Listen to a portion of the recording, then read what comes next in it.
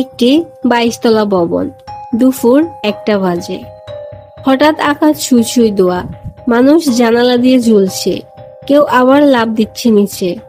এটা ছিল বনানীর FR tower.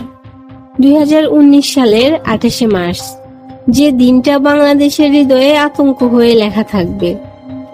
FR tower ছিল ঢাকার বনানীর ফান কেন্দ্রে। এদিন দুপুর 1টা নাগাদ ভবনের 8তম তলায় হঠাৎ আগুন লাগে।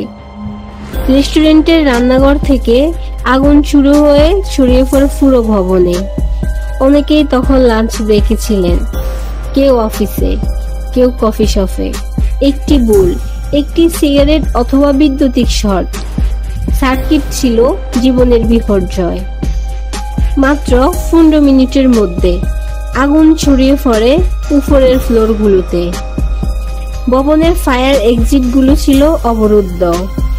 অনেকে জানালা ভেঙে ছাদে উঠে বাঁচার চেষ্টা করেন, কিন্তু সবার কপালে সে সুযোগ ছিল না। অনেকে নিজেই ঝাঁপ দেন নিচে, চোখের সামনে মৃত্যু। সেই ভিডিওগুলো আজও ইন্টারনেটে ভাইরাল। পৃথিবীর কোনো আগুন শুধুমাত্র দগ্ধ নয়, ভয়ও ছড়ায়। এই আগুনও তাই করেছিল। ফায়ার সার্ভিসের 21টি ইউনিট ছুটে আসে। বাংলাদেশ বিমান বাহিনীর হেলিকপ্টার উদ্ধারে অংশ নেয়। সোশ্যাল মিডিয়ায় ছড়িয়ে পড়ে এক যুবকের সাহসী মুহূর্ত। সে এই খাতে জানালায় ঝুলে থেকে বেঁচেছিল প্রায় 20 মিনিট, কিন্তু সবাইকে আর বাঁচানো যায়নি। এই ঘটনায় মারা যান অন্তত 25 জন, আহত হন 70 জনের বেশি। এই ফায়ার টাওয়ারের বিরুদ্ধে অভিযোগ ছিল ভয়াবহ রকমের অবহেলার। প্রয়োজনীয় ফায়ার এক্সিট ছিল না। ভবনটি অনুমতি ছাড়াই বাড়ানো হয়েছিল। অনুমোদনহীন ফ্লোর, কার্যকর অ্যালার্ম ব্যবস্থা, কোনো ফায়ার ডিলও করা হয়নি।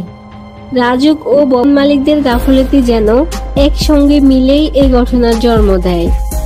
একটি ভবন, কিছু নিয়ম না মানা আর একটিখানি অবহেলা, এটাই বদলে দিয়েছিল 25টি জীবনের ভবিষ্যৎ। আজও অনেক ভবন একই রকম ঝুঁকিপূর্ণ। এই ভিডিও যদি আপনাকে নাড়া দেয় তবে সাবস্ক্রাইব করুন, কারণ আমরা চাই আর কোনো ভবনে কেউ যেন এমন ভাবে না হারায়।